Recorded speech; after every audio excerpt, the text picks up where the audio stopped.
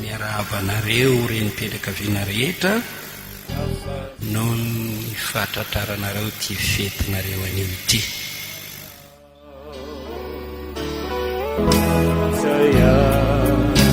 Miriny fasoavana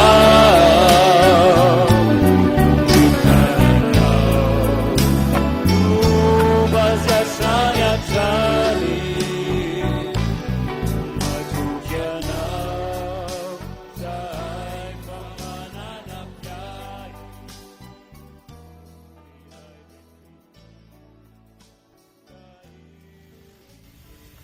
Amaky ny teny eo amin'ny soratra masina isika, Isaia toko fahavalo amby efapolo, Salamo faharoa amby telopolo, Salamo faharoa amby telopolo, ny fahavalo, Isaia toko fahavalo amby efapolo, ny andininy fahafito ambin'ny folo, Filipiana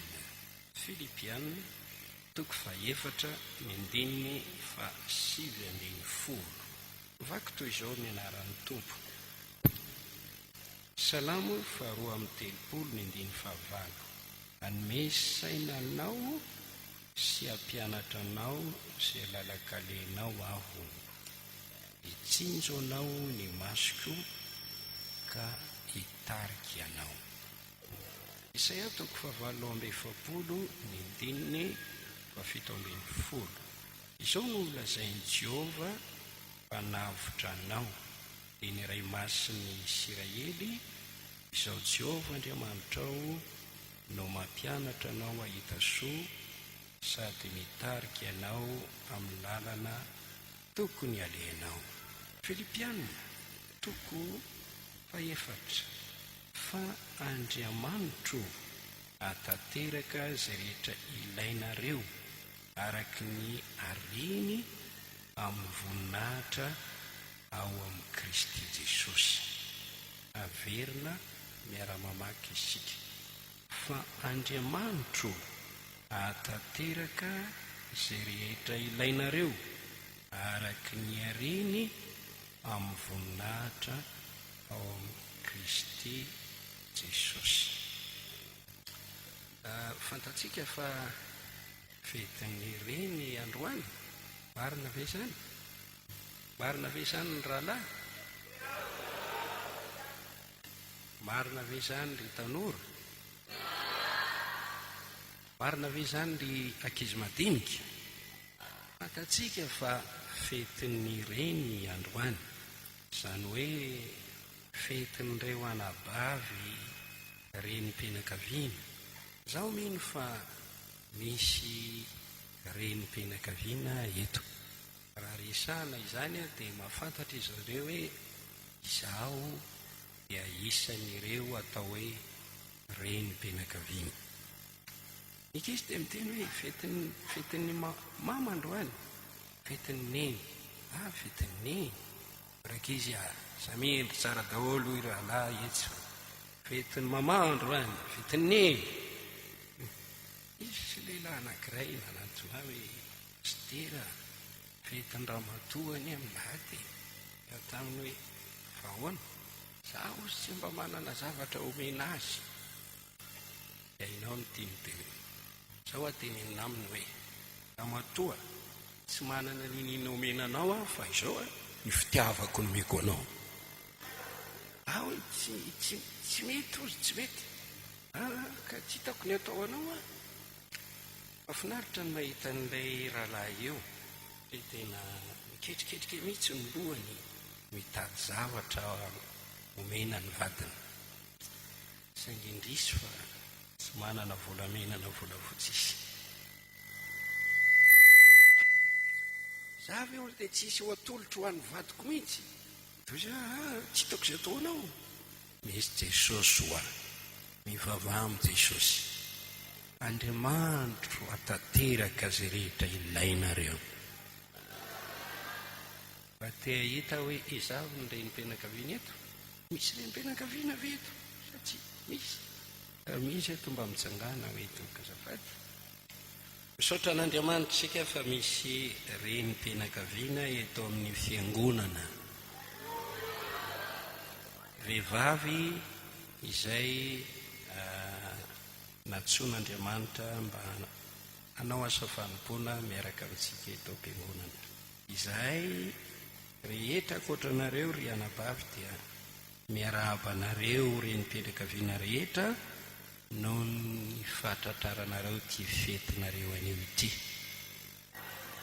Hoe aho hoe ho aminareo rehetra ny fahasoavan'i Jesosy Tompo.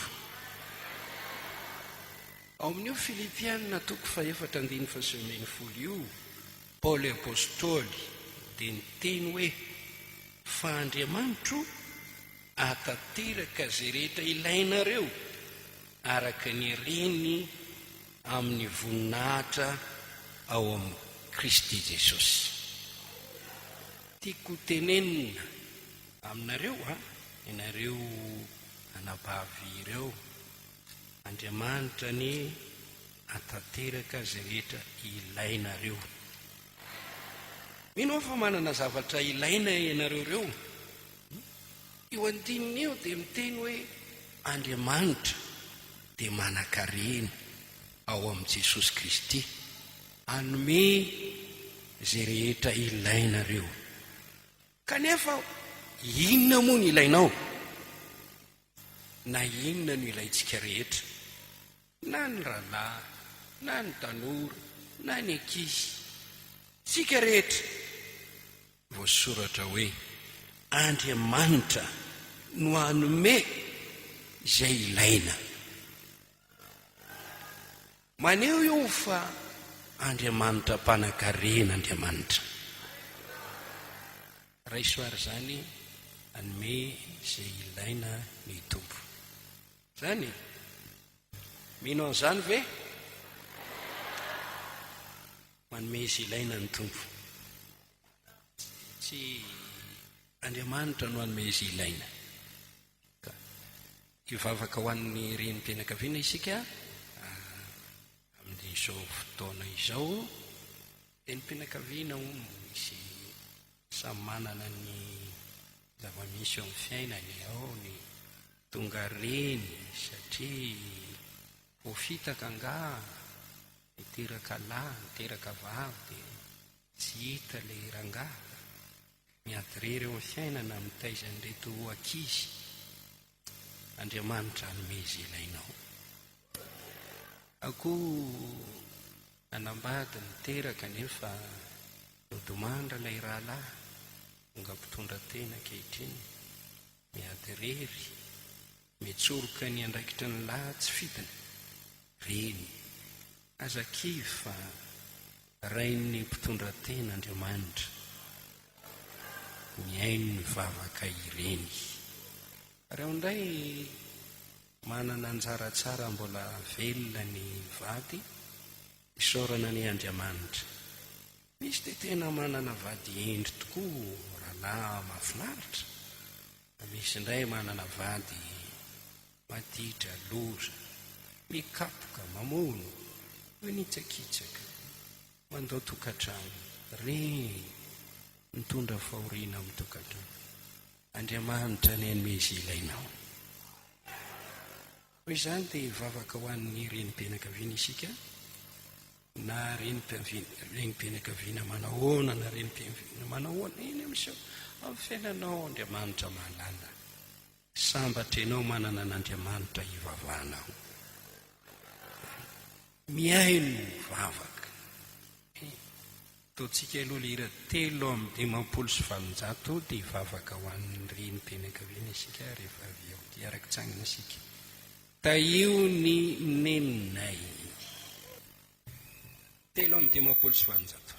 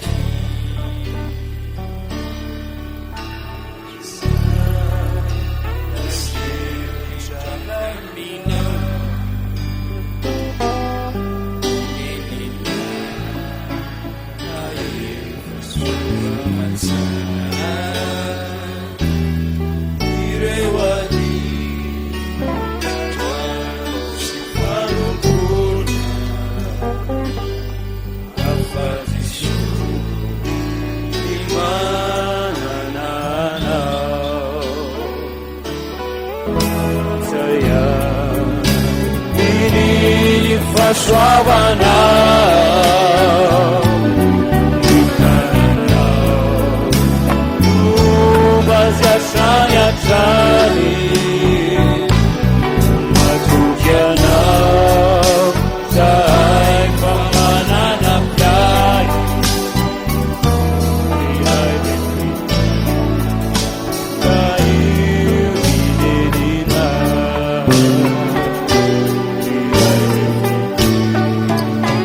ka io hidenina. Misy renim-pianakaviana eto marary fo tsy salama, mananao fo mitomany, dia azo fanasitranana tsy mety mahatsapa fifaliana mihitsy eo amin'ny fiaina, tsy mahita tory dobodoboka ny fonao. Vavaka ho anao izay Andriamanitro anome izay rehetra ilainao. Mandrosoa ty fa mena vavaka manokana ianao fampahirezana, averina ity ritea dia mandroso izany izay voakasika izay zavatra no teniniko izay. Lolorosay mivavaka ho an'reto anabavy ireto isika ray renim-pianakaviana, manana fahasoavana ampony tompo omena azy ireo,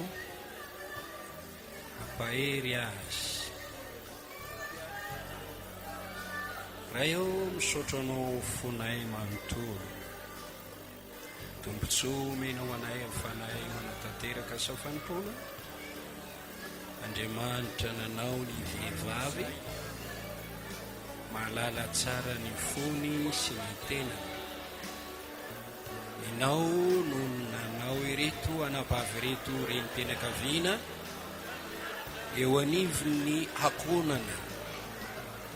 Fantatrao tompo ny faniriana, ny fahoriana, izay rehetra ilaina, ny fona izay madidiny fitahinao amin'izy ireo. Sitrano ireo marary fo, mpahirezo ireo reraka, ampio ireo amin'ny fiainany, meo azy izay ilaina. Zanakao ireo ka taio indrindra amin'ny fitahinao.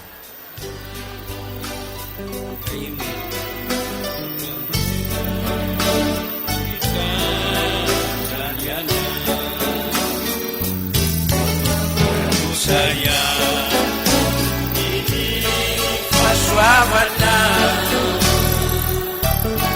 hitanana, fomba gany hatrany,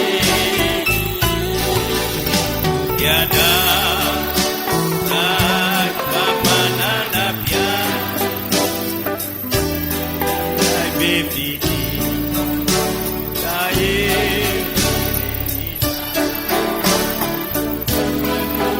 rotaya ini ny fahasoavanao, hitanana, fomba gany hatrany, iana ay fa mananampy ahy, ay bevidy ka eo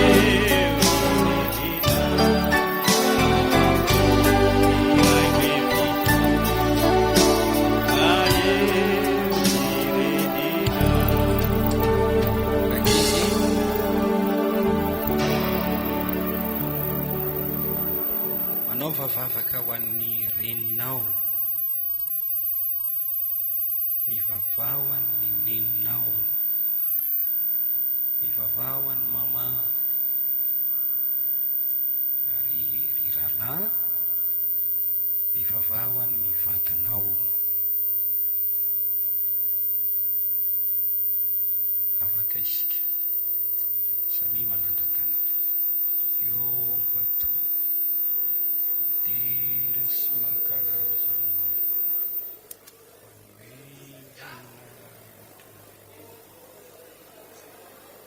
ireo tompo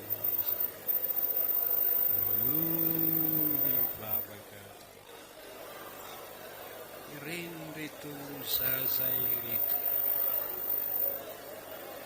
mivadanyreto rahalahy ireto,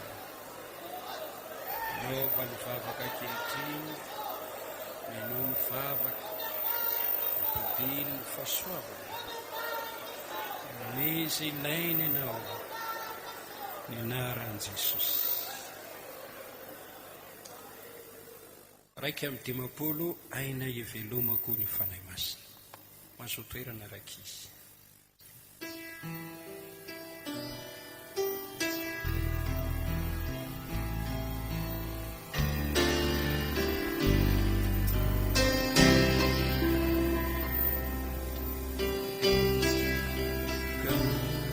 Nanalana ufamana tana maina panana miraipa nabizuru nabiguna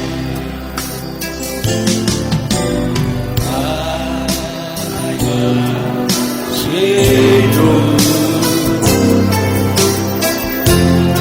aina ibe makuyana kanai masiku no inci duyainaku sapapunara ni palalaku ifaisana sifaedena Marikonsena vitariana Isai ufaru gazaku Anai masinu Anai umaku yana Anai masinu Yano miyechi nupiainaku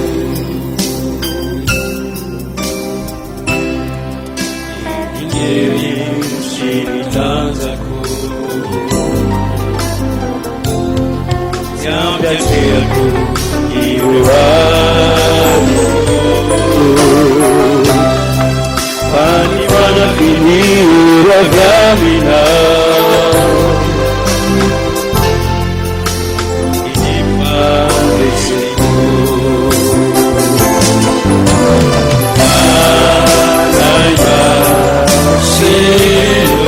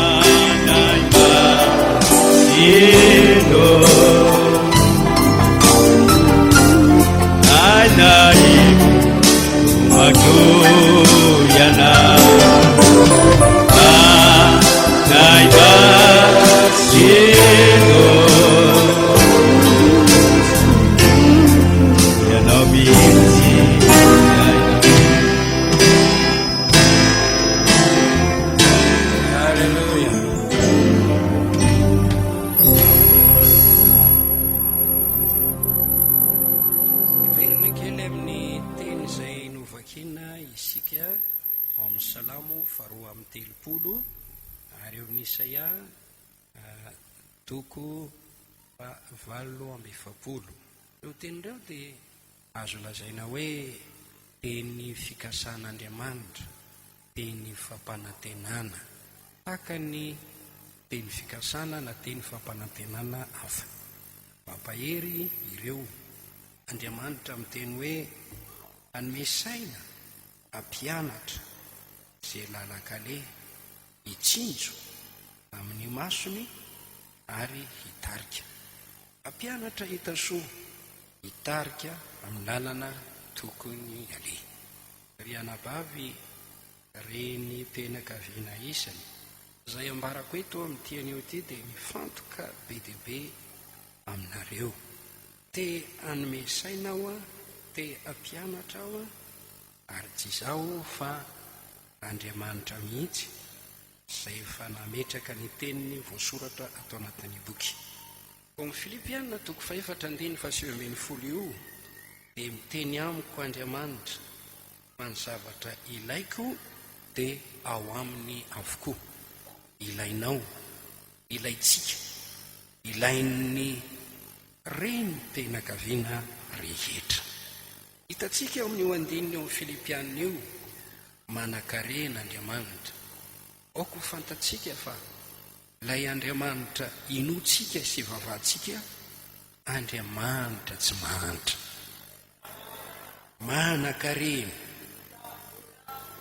Andriamanitra manan-kare-pahasoavana, nampanantena fanome izay ilaitsika araka izany hareny fahasoavana izany. Andriamanitra, Andriamanitra mpanome, manan-komena.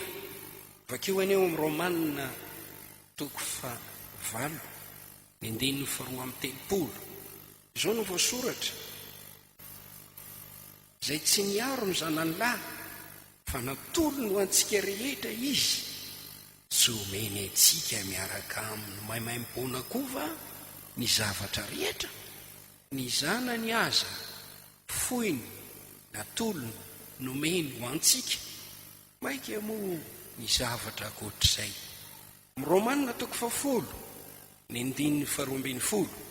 fa tsy misy hafa na jiosy na grika, raha ihany ny tompon'izy rehetra, sady manan-karena omeny izay rehetra miantso azy izy. Manan-karena Andriamanitra. Nampanantena izy eto fa manome avy amin'izany arenany izany ireo olona miantso azy. Ko raha tia handray ianao, antsoy ny Tompo. Midika izany hoe mivavaha mangatahana amin'Andriamanitra. Ao amin'ny Timoty 1 mahita teny koa isika, 7:10, manaro ny mpanan-karena amin'izao fiainana ankehitriny izao mba tsy hiavonavona na tokony harena mivaova, fa toky an'Andriamanitra. Mario tsara ny teny eto, fa toky an'Andriamanitra izay manome atsika malalaka ny zavatra rehetra mba hifalitsika. Io lay Andriamanitra hivavahantsika, manome atsika malalaka ny zavatra rehetra mba hifaliana. Manan-karena izy, mpanome izy, tena manome ny zavatra rehetra mamaim-pona, manome antsika malalaka mba hifalitsika. Amin'ny Jakoba 1:5, raha misy ianareo tsy ampifahendrena, aoka izy angataka amin'Andriamanitra. Ity teny ity jereo tsara: izay manome malalaka ho an'ny olona rehetra sady tsy mandaja, ary dia omeny azy izany. Andriamanitra mpanan-karena, mpanome, manome malalaka. Dia raha ho Andriamanitra mpanome, Andriamanitra, ny mahafinaritra dia izao: tsy zava-dratsy anefa no omeny, fa zava-tsoa. Izay mahasoa atsika no omeny, manome izy ilaitsika. Andriamanitra izy ilaitsika, mahasoa atsika anefa. Rehefa mihevitra Andriamanitra ny momba ny fiainanao, dia izay hanananao fiadanana sy ahitanao soa any am-parany. Na tsy mifanaraka amin'izay eritreretinao aza indraindray ny zavatra ataony, dia tadidio mihevitra izay asoanao izy. Mateo 7:9-12. koa raha ianareo na dia ratsy aza mahalala anome zava-tsoa ny zanakareo, tsy mainky avany rainareo izay any an-danitra no anome zava-tsoa an'izay mangataka aminy. Zava-tsoa no omen'Andriamanitra anao, tsy hoe raha mangataka mofo ianao dia omeny vato, tsy manao izany Andriamanitra. Raha mangataka zan-drano ianao dia omeny menarano, tsy manao izany Andriamanitra. Raha angatany atody ianao dia omeny vato na zavatrafa, tsy manao izany izy. Zava-tsoa no omeny. Dia raha Andriamanitra koa amin'ity maraina ity, tompoko, ianareo anabavy, isy fampianarana omeko, omenanao. Renim-pianakaviana kristiana, mahafinaritra mahita ao am-piangonana renim-pianakaviana. Iza re no anarana omenanareo reo renim-pianakaviana. Any amin'ny fiangonana dia misy hoe zanaky Masiny Maria. Tsy haiko izay antony nanomezana izany anarana izany, fa fandraisako azy fotsiny dia hoe olona makatahaka ny fiainan'i Maria nga. Any amin'ny fiangonana kafa koa dia ahitana hoe vehivavy Dorcas, hoe nahoana moa no nasiana izany, ilay vehivavy tsara fanahy sy mpanampy ny vehivavy mpitondra tena izany. Any amin'ny zanak' Sara, vadin'i Abrahama. Mahafinaritra tokoa ny mandinika ny tantaran'ny Sara ao amin'ny Baiboly. Nateo aza ny fahalemeny, be lavitra ny fahatsarana teo amin'ny Sara raha nita tamin'ny fahalemeny. Nanao an'i Abrahama hoe tompoko izy, teo anatrehany Sara ny vadiny, dia nataony hoe tompoko. Lehibe sefiny, presidany Sara nanao an'i Abrahama hoe tompoko. Nakatoan'i Abrahama. Koa rehefa nasain'Andriamanitra niala tao amin'ilay tanindrazan'i Abrahama vadiny, Andriamanitra anie tsy niteny tamin'ny Sarai, fa i Abrahama no nitenenany. Io no lohan'ny tokantrano. Dia napitany Abrahama tany amin'ny Sara nitenin'Andriamanitra tonga taminy. Aletontsika andeha ho any amin'ny tany izay nasion'Andriamanitra andehanantsika. Hoy Sara, tompoko. Tsy hoe mandehana anao raha andehany fa za tsy andehany. Hoentinao aiza moa zay ty? Ho any amin'ny tany izay tsy fantatro, tany tsy fantatrao. Tsy niady hevitra Sara. Vehivavy nanetry tena teo anatin'ny vadiny. Sara, vehivavy nakatoy ny vadiny. Baiboly dia miteny hoe vehivavy masina izy io, natoky an'Andriamanitra sady nanaiky ny vadiny. Nanana toetra sarobidy, feno fandeferana, feno fahalemem-panahy. Nataiza lalana nandianany Abrahama nanatanteraka ny antson'Andriamanitra. Sara miaraka tamin'ny Abrahama. I Baiboly dia milaza rehefa nitanisan'ireo olo malaza amin'ny finoana, tafiditra tao Sara. Tanisa lehilahy be dehibe Abel, Enoka, Noa, i Abrahama, nyresahana Sara. Hebreo 12:40.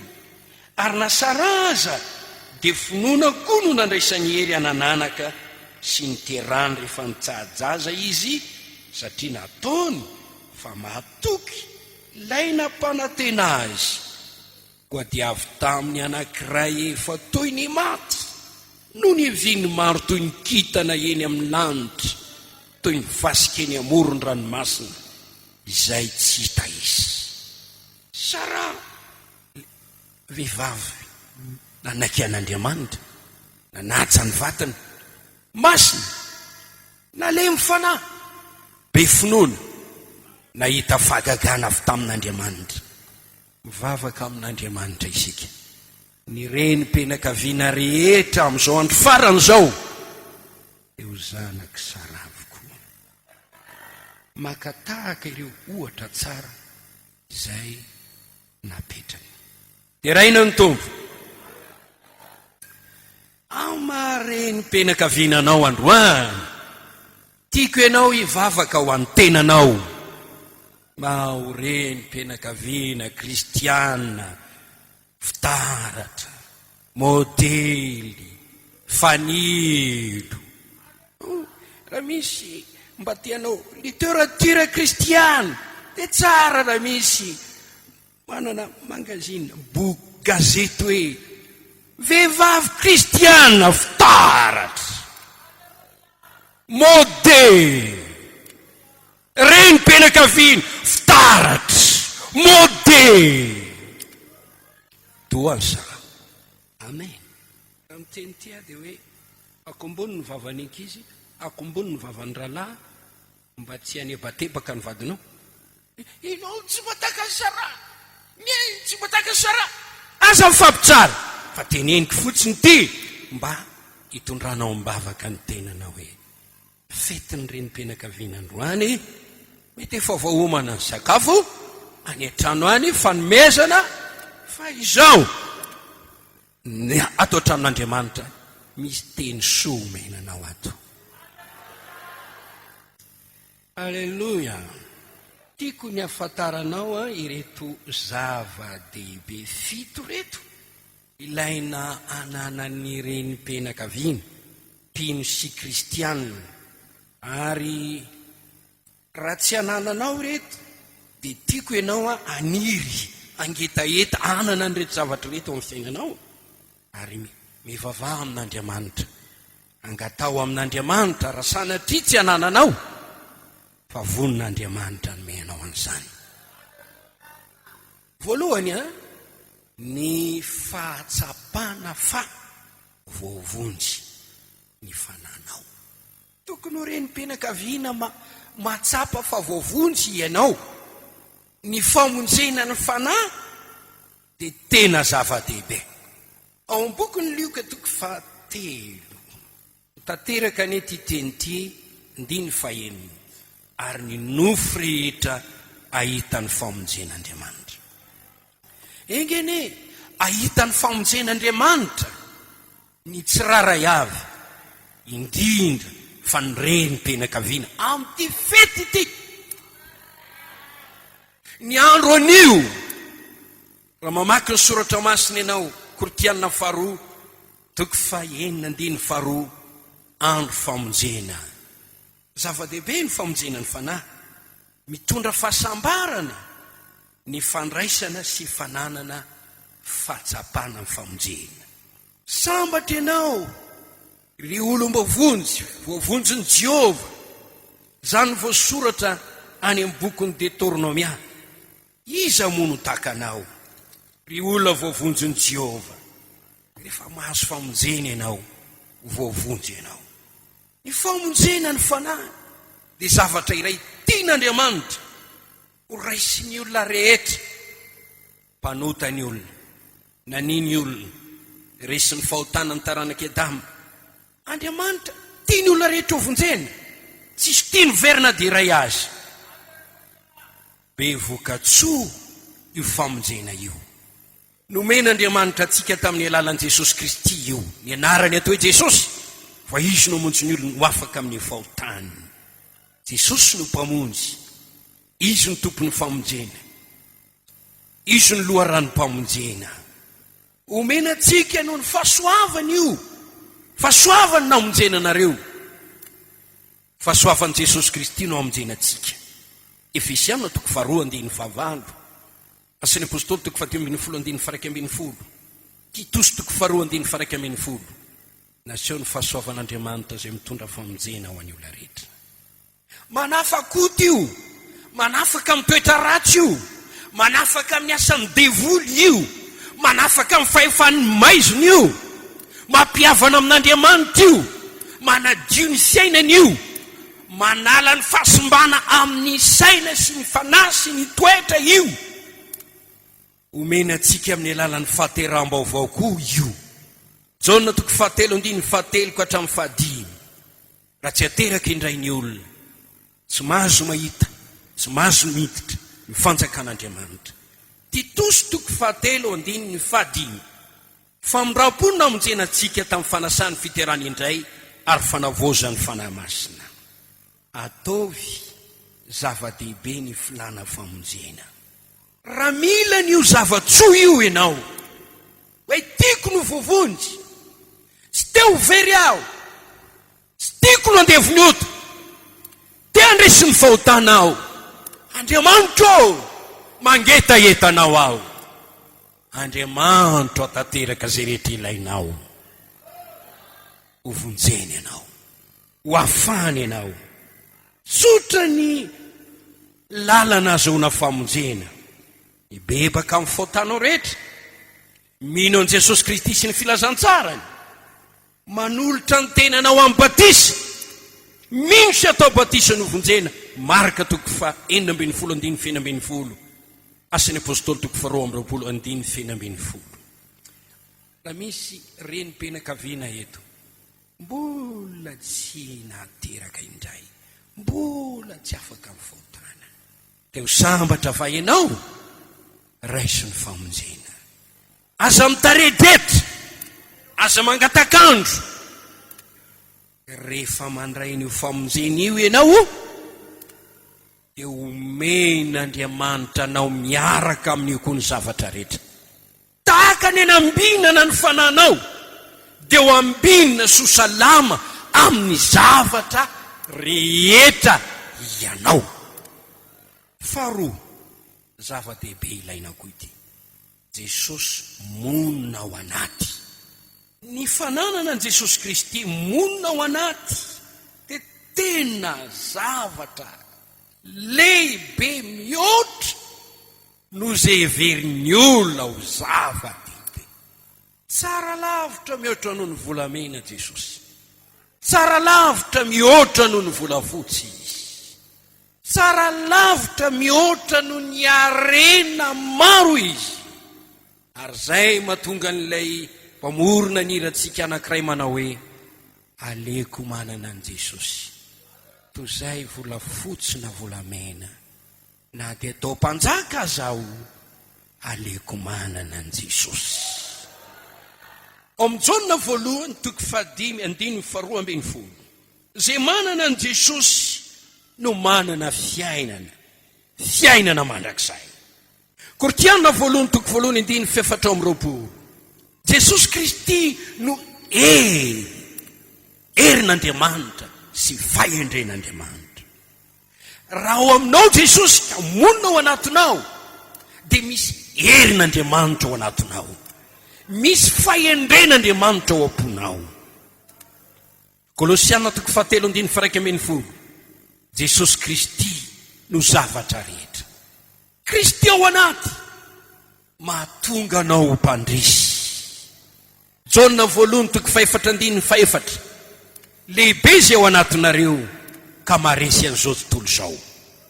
Amin'ny ady mpiainana atrehanao, rehefa mandray andraikitra mijoroka didy amin'ny fitondrana ny tokantrano, dia misy ady atrehanao. Fa raha ao aminao Jesosy, lehibe io no ny olanao mandresy anao.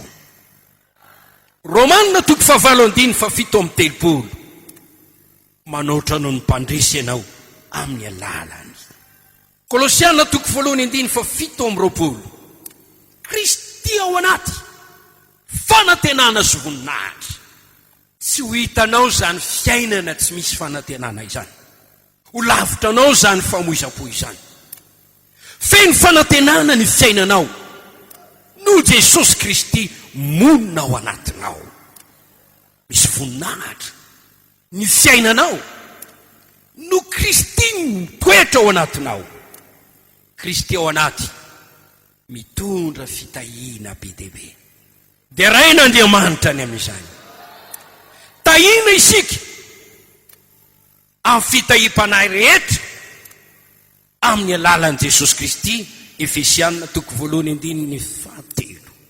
Ao amin'ny testamenta taloha dia nisy olona tsy josy akory niazona ny fiaran'ny fanekena. Ary efa teo aminy fiaran'ny fanekena dia no tahina izy. Tahiny ianao no Jesosy ao anatinao. Ho sitrana ny aretinao, Jesosy ao anatinao. Lay mpanasitrana mihitsy no monina ao anatinao. Misy fahagagana ny fiainanao, satria ilay mpanao fahagagana mihitsy no ao anatinao. Ilainao ranabavy ny manana fahatsapana hoe Kristy monina ato anatiko. Ny kristianina tsiraray avy tokony hatsapan'izany. Amin'ny Galatiana 2:2 Paoly niteny hoe Kristy no velona ato anatiko. Naperitreritra ny teny amin'ny Korinthiana 2:7-15. Dia nio ny tenanareo na mitoetra ny finoana izaho toetra ao anatinareo Jesosy fa tsy olona ny laviny ianareo. Vavako Paoly, Efesiana 2:7-17, itoeran'ny Kristy ao am-ponareo. Amin'ny finoana ilaiko Jesosy hiditra ato am-poko, onona ato anatiko. Avy are Jesosy io monena ato anatiko. Anio rampitso mandrakizay. Tomany ny olona rehefa tsy misy vola ao anatin'ny poketrany. Tsisy vola any amin'ny compteny, any amin'ny caisse d'épargne. Tsisy vola any amin'ny bankiny. Fa vitsy no mitomany raha tsy ao aminy Jesosy. Za manoro hevitra anao, tena ilaina, sarobidy, mihoatra noho ny zavatra rehetra, Jesosy monina ao anaty. Dia raha Andriamanitra ny amin'izany, oka anisan'ny zavatra ilainao hoe Andriamanitra tena mba tiako re raha mba iranao hiditra atao am-poko Jesosy. Ny fisian'ny Kristy mitoetra ao anatinao dia miaro ny fiainanao, manta, fefy ny fiainanao rehetra. Tsy azo ny devoly hidirany. Niza tsy te hidirany fanahy ratsy, tsy te ho azo ny fanahy mamitaka. Torohevitra ianao, avelao Jesosy onona ao anatin'ny fonao. Misy teny ao Matthieu 2:12 hoe raha mivoaka amin'ny fanahy maloto dia tahaka no miala ao amin'ny trano anankiray izy, dia lasa mitady toerana, mitady rano, mitady fitsarana, tsy mahita, dia mba tsy aro manana ilay toerana nisy azy. Ody any amin'ny trano izay nivoako any. Rehefa tonga izy, hita n'ilay trano voafafa, madio, fono, tsy misy ninina, tsisy ninina ao, fono. Dia hoy izy hoe ndeha haka namanao 7 ratsy afa akoatra hiditra amin'ity toerana ity. Hoy Jesosy hoe takizany ireo olona nivoaka ny devoly, nivoaka ny devoly rehefa manaiky an'Andriamanitra sy mino an' Jesosy izy ka mivavaka hoe atolotro anao ny foko sy ny fiainako Jesosy. Fa rehefa tsy miambina izy, foana ny trano, dia tonga indray ny devoly hita fa tsy misy Jesosy, miditra indray. Faran'izany olona izany ratsy noho ny voalohany. Tsy tiako ho ratsy noho ny voalohany. Ratsy tsika efa mino io no mivadika ka voarobaka ny devoly indray. Ratsy noho ny tsipiny avelao Jesosy hiditra ao am-ponao. Monena Jesosy ato anatiko. Isanandro raha mivavaka, atolotro ny foko toerana masina hitoeranao.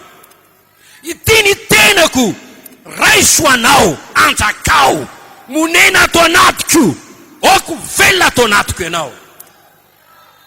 Ny kristianina tsy manana ny Kristy velona ao anatiny, dia kristianina mahonena tahaka ny fiangonana iray voalaza ao amin'ny bokin'ny Apokalipsy 7:7-8 ka hatramin'ny 12. Laodikia, matimaty, tsy mangatsika tsy mafana. Mifitena ho mpanan-karena efa matimaty mahantra fa diranovana mitanjaka. Jesosy miteny indro mitsangana eo ambaravarana ako amandondona. Raha misy meny mifekoka amin'ny varavarana diditra ao aminy aho ka hiara misakafo aminy ary izy amiko. Zay manana an Jesosy manana fiainana. Oka isika rehetra eto anana an Jesosy monina ao anatsika. Dia raha Andriamanitra ataovy tanjona io Kristy monina ao anatika. Zaho miteny aminao na inona lalatsarotra ho lalovanao raha miara mandeha amin'i Jesosy ianao tsy hampaninina anao zany. Andeha ianao fa tsy ho sasatra, hiazakazaka ianao fa tsy ho reraka, hibaby azy fijaliana ianao fa tsy ho lavo, amin'ny ady atenao ho mpandrisy ianao. Jesosy mahery monina ao anatinao. Ny anarany atao Emmanuel, radika amitsika Andriamanitra. Jesosy ao anatinao misintona ny fitahiana. Fitahiany lanitra ho tonga ao aminao raha monina ao aminao Jesosy. Engany ao marina ny teny hoe ny anarany atao Emmanuel, radika amitsika Andriamanitra. Ny fananana ny fanahy masina sy ny herin'Andriamanitra tokony ho takizany ny renim-pianakaviana rehetra. Vehivavy manana ny fanahy masina, vehivavy manana ny herin'Andriamanitra. Jesosy nosoran'Andriamanitra tamin'ny fanahy masina sy ny hery. Paoly nampiseho ny tena nompanopin'Andriamanitra amin'ny fanahy masina sy ny hery. Fantatsika ny asan'ny fanahy masina sy ny herin'Andriamanitra. Milazalaza ny tombontsoa azo avy amin'ny fananana ny fanahy masina sy ny herin'Andriamanitra ny Baiboly. Zany no itenenany hoe raiso ny fanahy masina, oko feno ny fanahy masina, aza mampalahelo ny fanahy masina. Mitoery atao tanàna mandra-panafinanareo ny hery avy any amin'ny avo. Tomboka sy amin'ny andro fanavotana io. Raha ho avy takany rano Maria aza ny fahavalo, fa nan Jehova nangana faneva anakanana azy. Izay ilainao, ilaiko amin'ny maraim-pianakaviana, ilainao amin'ny mareny-pianakaviana, ilainy rehetra amin'ny maha-kristianina. Fanahy masina mitoetra ao anaty, monina ao anaty, ny herin'Andriamanitra ao anaty. Tsy misy mampiavaka atsika amin'ny olona rehetra afa-tsy zany zavatra saropity zany. Fanahy masina toetra ao anaty, faefatra, fahendrena. Firy ny olona no mba mitady fahendrena, firy amin'ny ankiziny mba mangetaheta hoe Jesosy io ataovy zazahendry aho. Mba firy amin'ny tanora no mivavaka hoe ataovy tanora feno fahendrena aho. Mba firy amin'ny lehilahy lehibe no miteny hoe ataovy lehilahy lehibe feno fahendrena aho. Firy amin'ny vehivavy no mba mangetaheta hoe mila mampiseho filana eo anatin'Andriamanitra hoe ataovy vehivavy lehibe feno fahendrena aho. Hafa ny mahay, hafa ny indry, hafa ny manan-katao, hafa ny indry. Kanefa ny fahendrena dia tsy mba amidy any ambotika. Misy any aloha sekoly hoe sekoly ny fahendrena. Ny fahendrena misy eto ambonin'ny tany keo anefa dia misy karazany. Fahendren'ny olona ama olona fotsiny, fahendrena araka ny nofo, fahendren'ny tany, fahendren'ny demoni, fahendren'ny zao tontolo zao, fahendren'Andriamanitra. Io le fahendrena avy eny ambony, tena ilainy io. Vady endry lova avy amin'ny Jehova. Ho an'ny vehivavy atao am-piangonana manambady, asehoy amin'ny vadinao fa vehivavy endry ianao. Baiboly miteny vehivavy adala, vesara ny filana, be filana. Fanotre vehivavy endry manombo ny filany nofony, faniriny nofony amin'ny azy fijaliana, mahony tena amin'ny zavatra rehetra. Ilaitsika ny fahendrena amin'ny mareny-pianakaviana, tena mila fahendrena amin'ny fitondrana vady, fitondrana ny ankizy, fitondrana ny tena, fandaminana ny ao an-tokantrano ao, fomba entina manampy ny vady amanjanaka. Ny tanora zazalahy mba anontania hoe le olona tianao sy mataitranao hoe vehivavy endry va io? Ahoana no lalako azany ataontsika rehetra. Makapan'olo-tsaina 5 na 10. Ireo no sivy mitazana azy sy mamantatra tsara. Izy moa le olona eritreretinao. Attanio mpiandraikitra tanora raha azo tao. Iza mijanona amin'ny anankiray fa manontania hafa koa. Ahoana moa ny amiziny? Takisany koa ny ataon'ny tovavy amin'ny lehilahy anankiray. Aza mijery ny ivelany. Ny atsaratare tsy misy fahendrena dia tahaka ny kavombolamena amin'ny oron-kosoa. Hoe tsaratare fa olona tsy isy fahendrena. Teny fadalana, manao zavatra tsy mpandandany vola, mpanenjinenjika lamody, vehivavy kamo. Raha mifampivavaka mpivady Andriamanitra, taio ny vadiko meo fahendrena izy. Ataovy lehilahy endry ny vadiko, na ataovy vehivavy endry ny vadiko. Mivavaka ny ankizy hoe ataovy meo fahendrena, baba, dada, baba, meo fahendrena. Meo fahendrena, mama. Reny mpianakaviana vehivavy endry manorona ny tranony, manorona.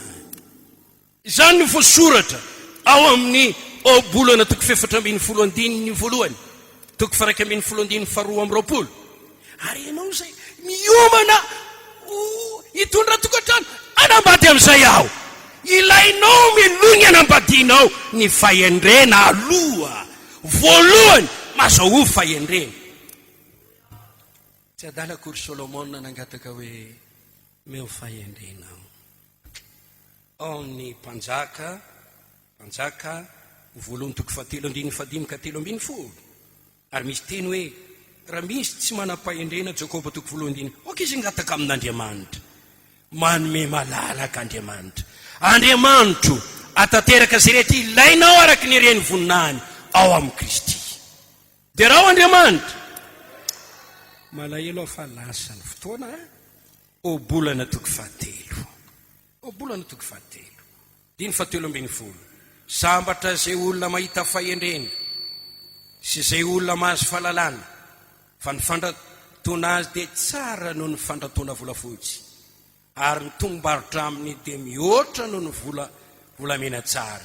Sarobidy kokoa noho ny roby izy, ary zay rehetra irinao tsy azo ampitana aminy. Andro lava ny eo an-tany any ankavanana, ary arena sy voninahitra ny eo an-tany any ankavia. Lalana mahafinaritra ny lalany, ary fiadanana no amin'ny eleny. Azonaina ho amin'izay mifikitramony izy, ary sambatra izay rehetra mitana azy. 4:4 mazaho fahendrena, mazaho fahalalana, aza dononana emorana ny teny lokon'ny vavako, aza mafoy azy, aza foy ny fahendrena. Fa hiaro anao hoe izy, tiavo izy, dia hitandrina anao. Ny fahendrena no zavatra voalohany indrindra. Noho izany mazaho fahendrena, ary amin'ny fanananao rehetra mazaho fahalalana. Asandrato izy dia nandratra anao, hitondra anao amin'ny voninahitra izy. Raha ifikiranao tokoa dia sy ny feloany fahasoavana ny lohanao, ary satroboninahitra ny voninahitra no omeny anao. Ilainao ny fahendrena, ilaiko ny fahendrena. Vavaho mba hananako izany, za tena mangataka an'izany isan'andro. Mivavaka mba ho feno ny fahendrena. Tiako volena mihitsy ao am-pon'ny rehetra, indrindra amin'ny renim-pianakaviana, ny fahendrena. Manampy anao io ihany amin'ny fomba hitsenanao ny vadinao. Raha sendra manambady olona saropo ianao, raha tsy mino an'Andriamanitra ny vadinao, tsy mbola resy lahatra izy. ny endry mahataona olona. Mily ho fahendren'Andriamanitra io ny fomba ao aminao hiasa aminao manampy anao. Io dia zavatra omen'Andriamanitra manokana, saina manokana omen'Andriamanitra anao. Fadiny famasinany dia raina ny tombo lazaiko hoe fahatsarana tsara ny sira famasinany. Hebreo 12:14 zay tsy manam-pamasinana tsy hitany tombo. Oka mba hanitona antsika zany hoe olo masina izany, vehivavy masina, sara vehivavy masina, mpaminany masina, olon'Andriamanitra olo masina. Misy tombontsoa rehefa miaina amin'ny famasinam-piainana. Io no fahatsarana tokony ho hita ao amin'ny fiainanao. Raha miresaka ny soratra masina hoe olona tsara, tsy tsara arak'izay eritreretin'ny olona izany. Izao tontolo izao zay mandeha amin'ny fahitany maso, tombatomba ny ivelany, raha mifidy vady ny tanora, vehivavy, lehilahy, tsara tarehy, eny ilaina kely ihany zany. Vady jerijery tsy mitia tsara tarehy hoe tsara. Tarehiny tsara fa ny teniny ratsy. Tarehiny tsara fa ny toetrany ratsy. Tarehiny tsara fa ny toe-panahiny ratsy. Tarehiny tsara fa ny toe-tsainy ratsy. Tsisy olona tsara tarehy tahaka eto ambony tany tokafany fitaratra. Tara daholo zay manodidina rehetra ka misitrika etseroa. Dia volomiditra izany. Dia volomiditra izany. Fa izany teny aminao, fahatsarana ilaina toetra ao anaty famasinana. Dia raha Andriamanitra ny amin'izany. Raha miresaka ny soratra masina ilay vehivavy tsara ao bokin'ny oabolana, dia tsisy resaka, tsisy firesaka dia izy ny vehivavy tsara, dia izy dia tena bikaina, dia izy dia tsy izany tsy izany ny tenin'io bokin'ny oabolana io, oabolana 1:30 io. Jereo tsara mba tsy mety dia tiany sasany loatra zany toroteniko zany, nefa manampy. Halleluja. Oabolana 1:30 ndiny fa iza no mahita vehivavy tsara? Iza? Ny tombany dia mihoatra lavitra noho ny robi. Matoky azy ny fonony vadiny, tsisy zavatra nimba azy. Soa no ataony ravehivavy amin'ny vadiny, fa tsy ratsy amin'ny andro rehetra iainany. Mizaha volonony solongony izy, miasa tsitrapo amin'ny tanany. Olona mazoto zany. Toy ny samy mpandranto izy, ka avy any lavitra ny hitondrany anina. Mifoko izy raha mbola tsy kamo, tsy patoro maray, tsy vehivavy be toromaso, ompiana mba hata fotsiny. Mifo izy raha mbola alina, manome anina ho any ankohonany sy anjara ho any ankizy vaviny. Mihevitra say izy ka mahazo azy ny vokatry ny tanany anaovany tanim-boloboka, misikina hery izy, ary atanjany ny sandro beropo. Hitany fa tsara ny entany, ary tsy maty jiry mandritry ny alina izy. Andray pezona amboa vo izy, ary ny tanany miazo ny apela. Manatsotra ny tanany amin'ny manitra izy be fitiavana. Manatsotra ny tanany amin'ny olona sahirana izy, tsy manao ora-panala amin'ny akonany izy, ny akonany rehetra samy voatafy jaky avokoa. Manao firakotra ny soratsoratra ho azy izy. Tsy mitika ve zany fa mba mahay manjaitra sy mahay asa tanana izy ty? Fitafiana dia landy sy ilongony fotsy madinika ary volomparasy. Ny lahy dia fantatra eo am-bavahady raha miara-mipetraka eo amin'ny lolon'ny tanàna izy. Manao akanjo ariry madinika raha vehivavy, ka mivarotra izany, mahay mitady vola. Ny fekipo ny amidiny ampandranto ery voninahitra ny fitafiana. Ary amin'ny andro hoavy dia iraviravony. Manokatra ny vavany amin'ny fahendrena izy. Ary lalany falemem-panany ho eo amin'ny lelany. Mitandrina tsara ny ataony akonany izy. Ary tsy hanome mofo ny falainana. Ny zanany mitsangana ka midera azy hoe sambatra izay.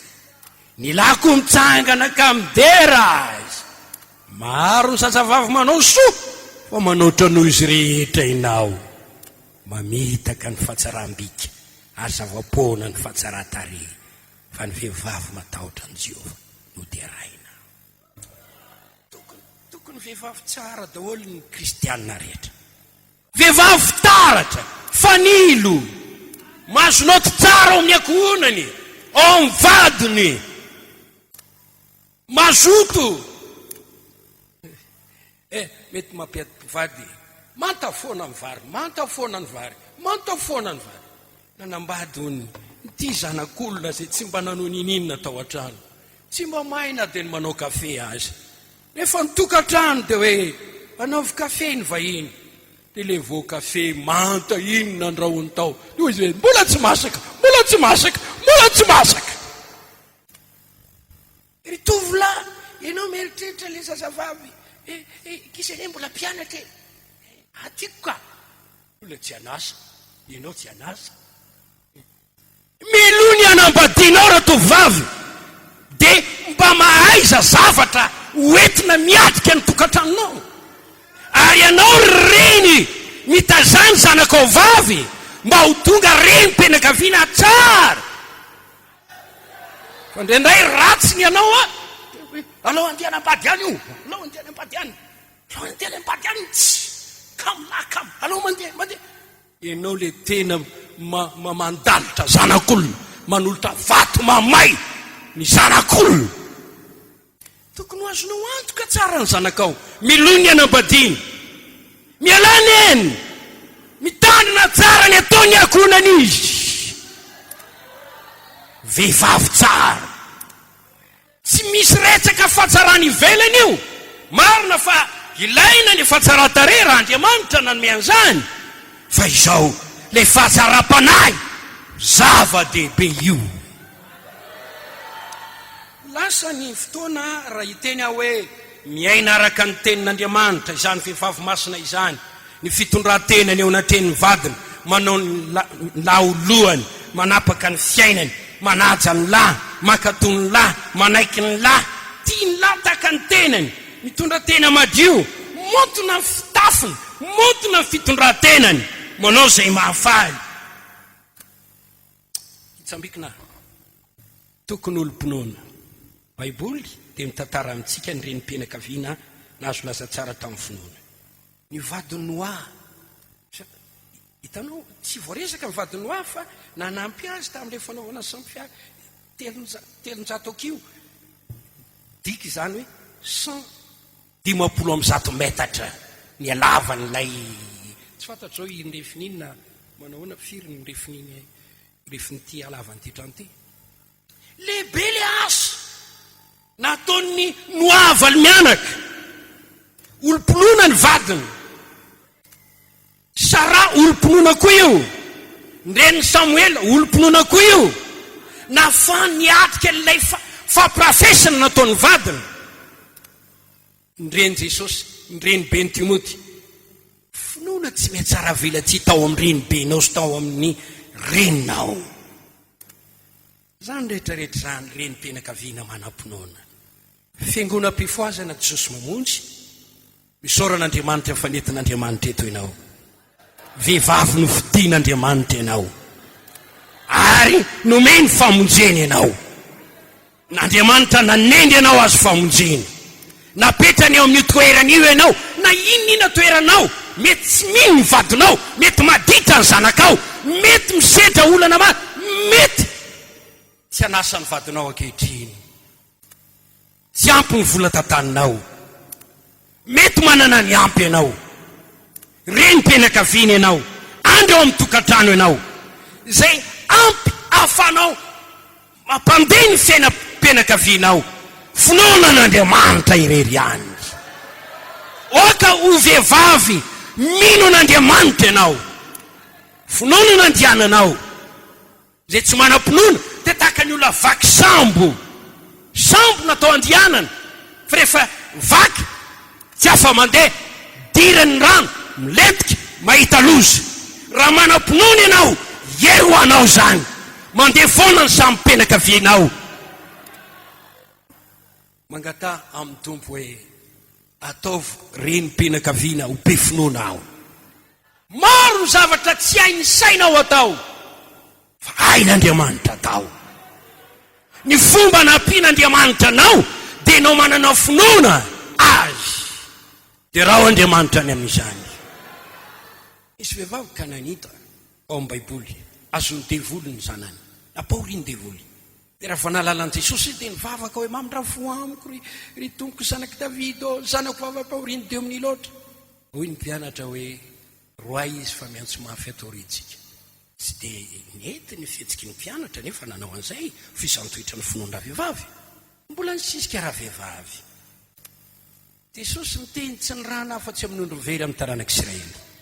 Nisisika ihany raha vehivavy. Tsy mety raha maka mofonjazaka ka manome ao ny ambokely. Nisisika ihany raha vehivavy. Eny toko, na dia ny ambokely azy dia mihinana zay sombotsakafo latsaka avy amin'ny latabatry ny tompony. Hoy Jesosy, raha vehivavy, lehibe ny finoanao, tongava aminao arak'izay irinao.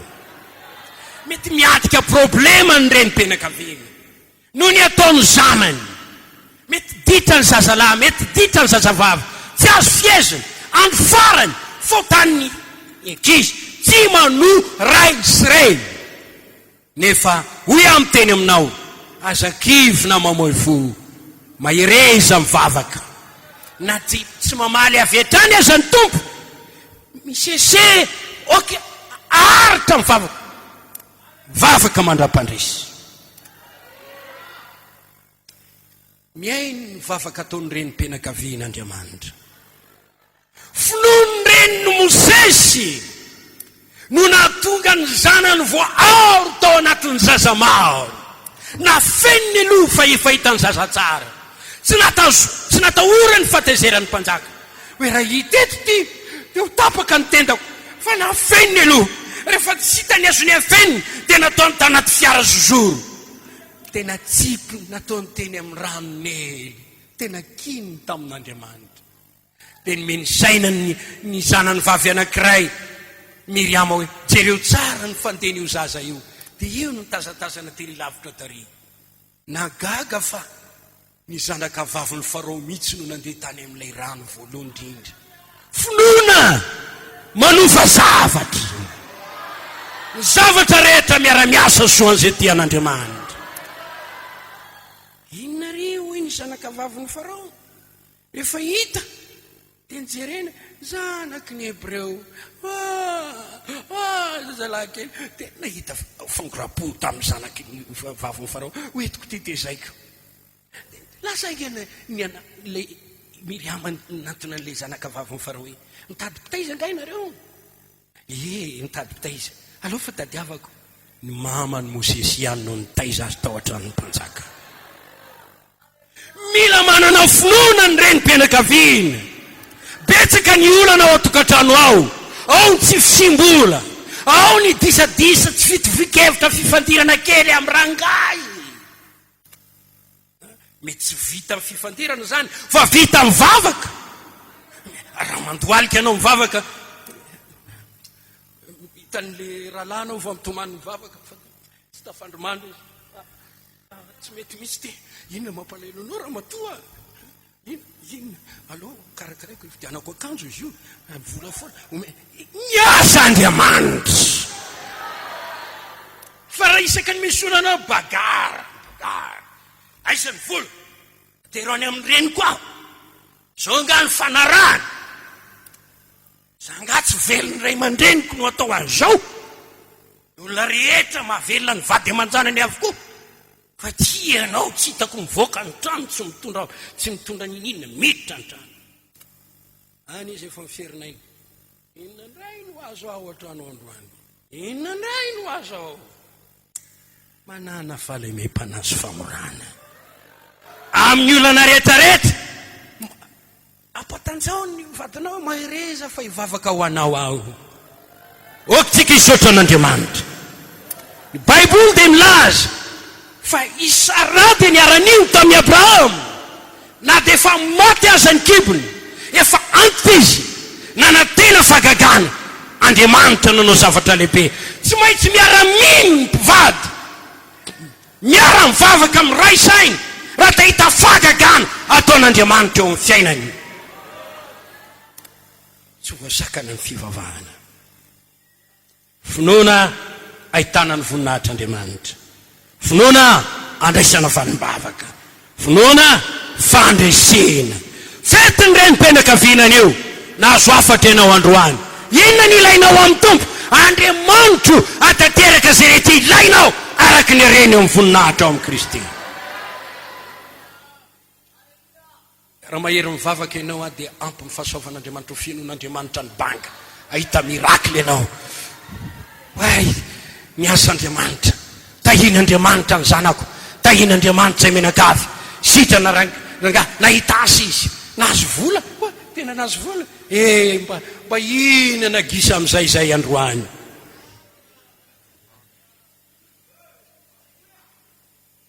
Ny tanan'Andriamanitra tsy voa ifamavony, ny sofin'Andriamanitra tsy lalotalovana famare. Andriamanitra dia toa Andriamanitra tsy to. Ao mahavehivavy kristianina anao, manana finoana matanjaka. Oka raha mbola tohizana ny Hebreo 1:10, finoana nandraisan'ny Sara hery ananaka, dia afaka mametaka ny anarany daholo ao amin'ny boky. Andriamanitra hoe finoana no nandraisan'ny anabavy ranona, fanahy masina, fahendrena, nanofany fony zanany, fifazam-pana tamin'ny akonany, nazahoany an'ity, naza finoana nandraisany, finoana. Mila olo-pinoana isika, tiako ny rehetra hijangana ankehitriny.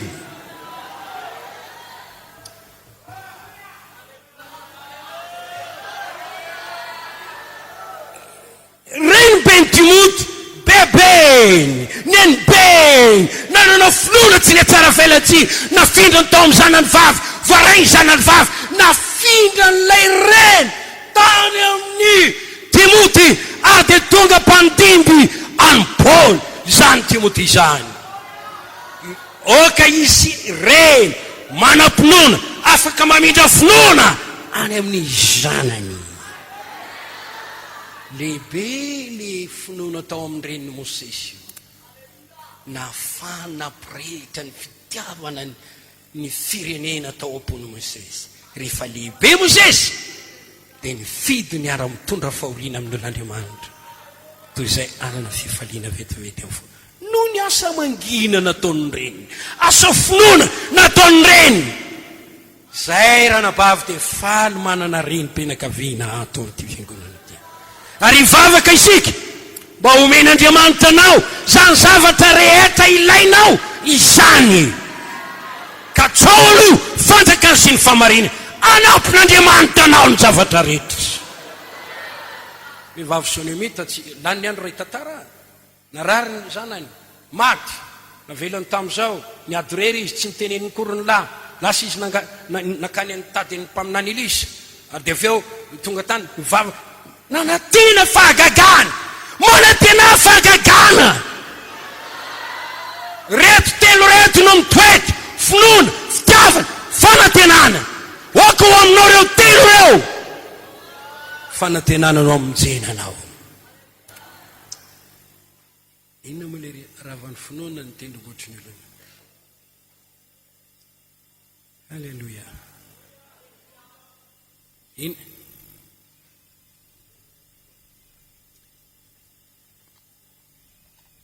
Mitombo finoana. Raha ny marina fetin-renim-pianakaviana androany tokony misy zavatra omena, tenin'Andriamanitra no meko anareo. Ampatanjaka ny finoanao. Vehivavy mahery, vehivavy matanjaka, renim-pianakaviana tsy matahotra se, tsy miotso. Manaka ny Debora satria voavonjy manana Jesosy eo anatiny, manana ny fanamasina, manana ny herin'Andriamanitra, manana fahendrena, fahatsarana, famasinana, finoana, vehivavy mahe ao finoana. Telo sy dimanjato.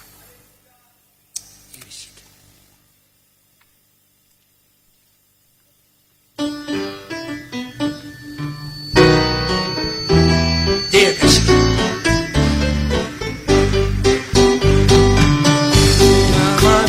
Rivisy eka tomoerameny finoana aveo avoko ny fiadetiana izay omenandriamanitra ratsapanao famely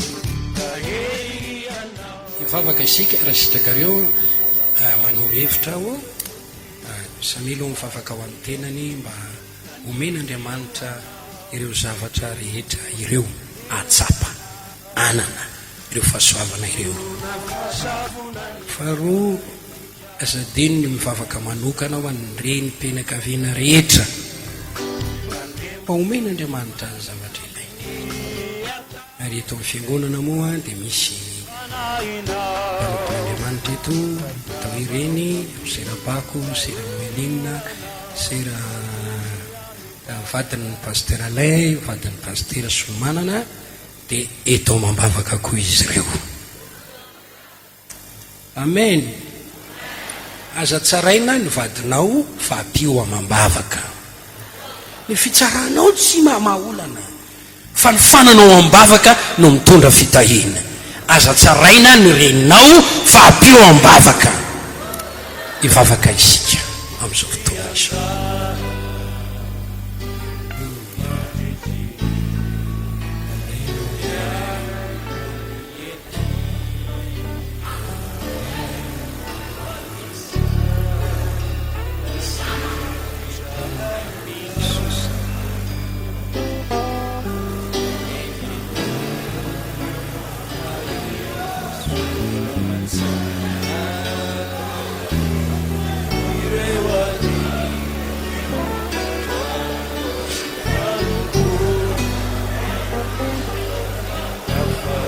Samy mivavaka matokia n'Andriamanitra fa manome izy ilaitsika izy. Fasoavana